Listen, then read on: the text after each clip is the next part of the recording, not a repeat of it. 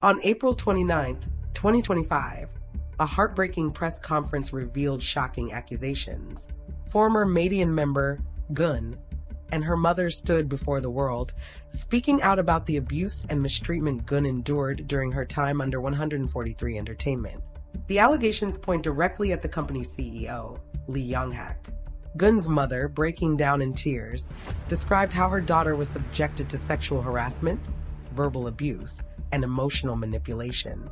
The mistreatment started when Gaeun was still a trainee, as early as 2021, long before she debuted. She was forced to endure harassment from Lee Young-hak, and tragically, she wasn't alone.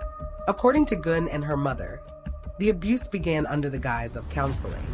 Lee Young-hak would invite Gaeun and other trainees into his office, where he made unwanted advances, manipulating them into believing this behavior was part of their journey as artists. When Gaeun told him to stop, she faced harsh retaliation. After she rejected his advances, Gaeun was threatened. Her career was quietly sabotaged. She was given disadvantages during activities and promotions, all while being expected to keep quiet. This continued for years. Gaeun's mother shared a haunting detail. Her daughter said the sound of Lee Young-hak's whistling, something he did when approaching her, would echo in her ears and make her feel like she was going crazy. It became a symbol of the psychological damage she was experiencing. Gaeun had wanted to protect herself and her future. She stayed silent, enduring what she could out of fear that speaking up would mean losing her dream. Her mother said Gaeun believed staying quiet would be safer. But in November 2024, without her consent, JTBC's case chief aired a segment on her case.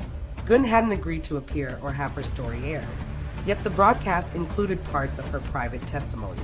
Just days after the broadcast, 143 Entertainment announced Gaeun's departure from MADEIN, calling it a personal decision.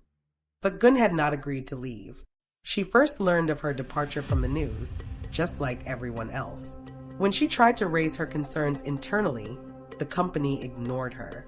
Instead of investigating her claims or protecting her, they forced her to stay silent, at one point even making her publicly like a post defending the company. But the press conference was a turning point. Ahead of it, Gaeun broke her months-long silence and posted a handwritten letter to the public. In it, she opened up about her pain, her fears, and her decision to speak honestly for the first time. Hello, this is Gaeun. It took me much longer than I expected to write this message. In a world filled with recordings I had no knowledge of and stories that aren't true, it took a lot of courage for me to speak up. I was very afraid. Even in such difficult times, so many of you believed in me, waited patiently, and offered warm support and concern. I am sincerely grateful to each and every one of you. Your kindness gave me great comfort and became the strength I needed to finally write this message. Still, I am truly sorry for making you wait for so long. During that time, I tried to keep my emotions in check and face the situation head-on, grounding myself every day. For me, being an idol was never just a job. It was a dream I had cherished since childhood and a precious part of my life. Every moment on stage, every glance exchanged with fans, every drop of sweat and tears shed in the practice room. Each memory holds a meaning beyond words for me. However, throughout my activities, there were repeated hardships that overshadowed those precious memories. I had to endure unwanted situations, unfair treatment, and unexpected disadvantages. Still, not once did I want to give up on my dream. I wanted to endure until the very end. I endured out of fear that my dream of being an idol might come to an end. After the broadcast aired, I first learned of my departure from the team through news articles. Being forced to leave so suddenly, without being able to properly explain or say goodbye to the fans, remains a deep wound in my heart to this day. I was hurt and felt a deep sense of injustice. Because it was a dream I had drawn with all my heart throughout my school years, I have decided that I can no longer run away from it. I want to honestly share my feelings and everything that has happened. Although I still have many shortcomings and may be clumsy at times, I will do my best to approach you with sincerity. Thank you so much for waiting and believing in me. And I am truly sorry for causing you concern. The letter exposed the depth of what she had been holding in and the burden she had carried while trying to protect her career. But she wasn't the only one to come forward. Heo Yoo-young, former ANR team leader at 143 Entertainment, also spoke out. She had left the company after a protest involving over 40 unpaid staff. At the press conference, she stood with Geun's family and confirmed the toxic environment inside the company.